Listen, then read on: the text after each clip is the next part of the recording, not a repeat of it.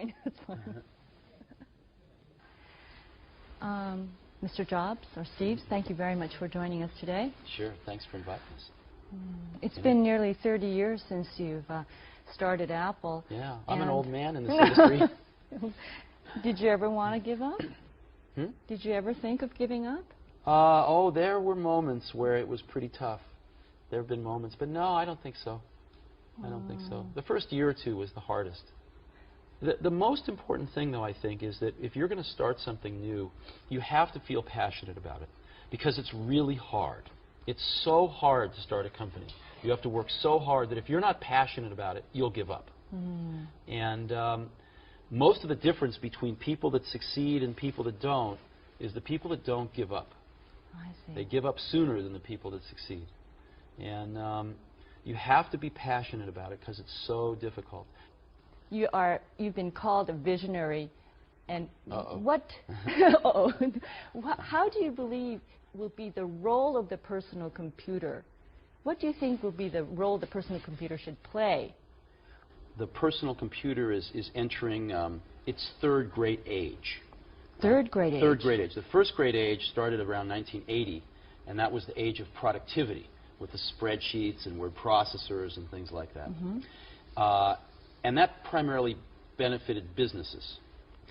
About 6 or 7 years ago, we began the second great age, which was the age of the internet. And all of a sudden, not only businesses were benefiting, but regular people, consumers. We could buy these for our homes, and our children could get on the internet, we could get on the internet, and it was tremendous. But now that's maturing a little bit. And we're beginning the third great age, which is the age of digital lifestyle, which is being triggered by all these wonderful digital devices, most of which are coming from Japan. So we have digital camcorders, we have digital cameras, we have DVD players, we have handheld computers, we have cell phones, and all of these things, actually, the personal computer can make them even better. You first created the personal computer and there was no personal computer in 1975. It's very hard to believe. Well, that's why we made one. Yeah. We made one because we wanted one, and there wasn't one, so we had to make one. Did you know that when you made the personal computer, though, that this will become a major industry? I mean, did you know like this? No. It took about a year before we started to sense it. I had a partner named Steve Wozniak, who's a brilliant guy, and he did most of the engineering on the original Apple I and the Apple II. And after about a year, we showed it to we just made it for ourselves. And we showed it to our friends, and they all wanted one. And so we were busy making these computers by hand for our friends, and it was taking all of our life, all of our spare time. And so we decided we better manufacture 100 of these to get, so that we can not have to spend the rest of our lives making them for our friends. And that's how we got into this. We didn't think about starting a company. We were just doing it for ourselves, and then our friends, and then the circle got bigger and bigger and bigger. Now there's 25 million people. So you were having fun? Oh, yeah. We've always had fun doing this. So many young people are aspiring to become, startup venture, venture companies and emulate something like Apple for themselves. And sometimes people come to me and say, I want to start a company. And I say, why? They say, oh, I want to make lots of money. I say, forget it. That's not a good enough reason. You will not, most likely you will not succeed. Most people that have started companies because they want to make lots of money, I haven't seen very many of those succeed. The ones that succeed are people that come, sometimes they don't even want to start a company, they just have an idea that they want to get out, express out into the world. And oftentimes they have to start a company because nobody else will listen to them. Think different is easy to say. I mean, it's just 2 words. It's easy to say, but much harder to do. But it's a company of 10,000 people. How do you permeate the message throughout all the employees? What do you say to them? Well, you permeate it by example, ultimately. And in other words, when something's not quite good enough, do you stop and make it better, or do you just ship it? And everybody watches to see how the senior management makes those decisions. And what we've tried to do is stop and make it great before we ship it. When we have problems, stop and fix them. And by example, you can say anything you want, but everybody watches very carefully when you're in a difficult situation, what decisions you make, what values you have. I mean, there are so many Japanese companies who are now trying to rejuvenate themselves, trying to instill a sense of sort of adventure spirit in their companies. And they would like to know how you do it. And, you know, it's probably it's probably not easy to do. Yeah, you know, we try to hire really smart people, but we have a very simple organization, and we try to focus and do very few things well. And focusing's hard because focusing doesn't mean saying yes, it means saying no.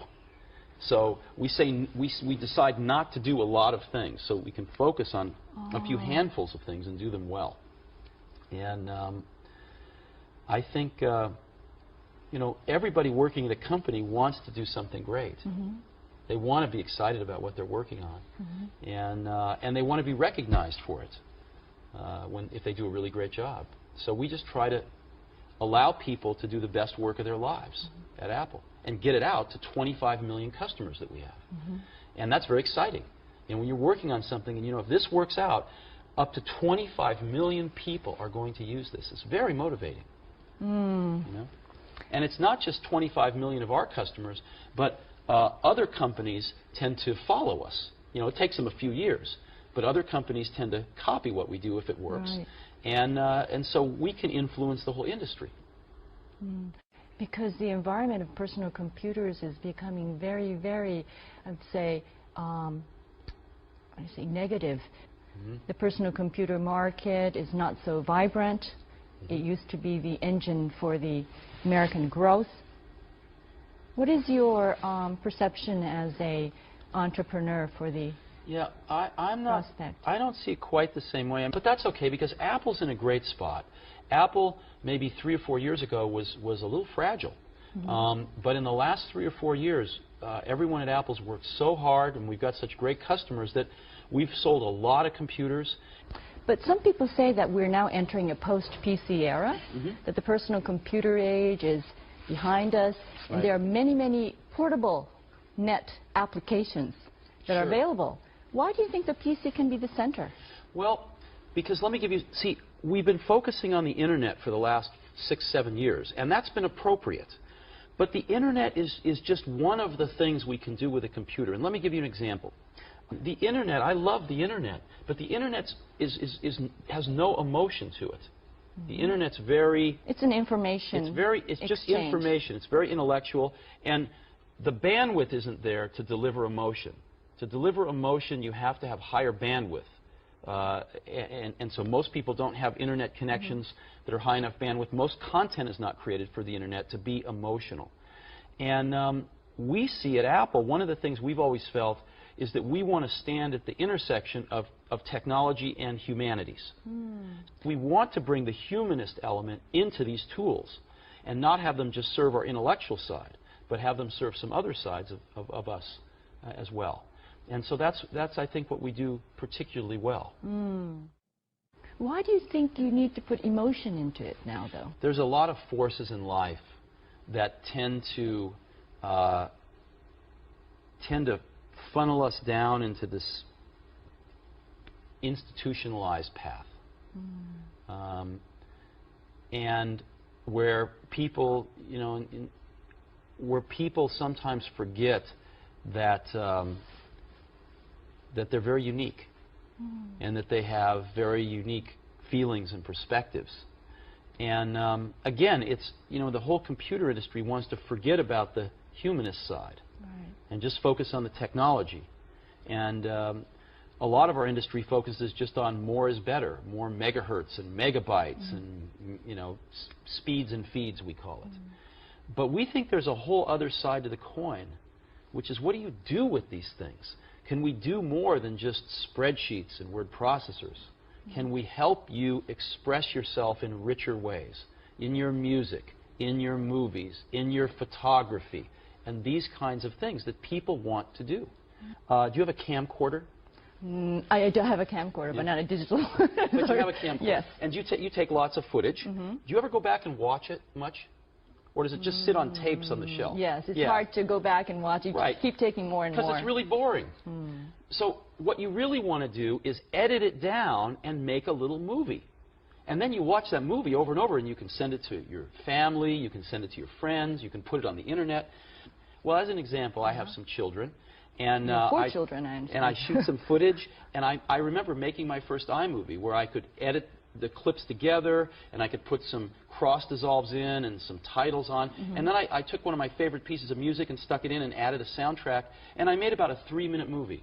And I showed it to my wife, and she started crying. But you have to be so creative yourself. Actually, I don't know how many people can be so creative as to want to spend their time making movies and, you know, listening to digital music. Maybe somebody like you, who is very, very digitalized, well, actually, can help. We've had over 1 million customers make movies now with iMovie. Over 1 million. And some of the movies are, you know, maybe are better than others, but they all are very emotional. And yet our industry, the whole personal computer industry, hasn't really talked to that side of people before. We've just talked to the side of people that has to add up, you know, numbers and write a letter. But there's so much more to it than that. And I think we're finally, with this digital lifestyle era opening, going to be addressing those other things that all of us do, you know, some of every single day. I mean, you said that you've become an old man in the industry after 30 years. But do you see, how do you see yourself 10 years from now? You know, my headlights are not that good. I don't know. I don't really think about it. You know, I think about a year, 2, 3 down the road. We have some projects at Apple that are sort of maybe 4 years down the road, 5 years, probably like 3 or 4 at the most, because things change too much. You can be going down a path, you say, well, in 5 years I want to be here, but then something new happens, and you just say, forget that, I want to be over there. So most of this 5-year planning that I've seen in my life, some of it's essential, but most of it changes too quickly. So we tend to look 3, 4 years. It's about as far ahead as we can see. So your quest for fun continues. Oh, yeah. Okay. Thank you. Thank you very much, Steve. Thank you.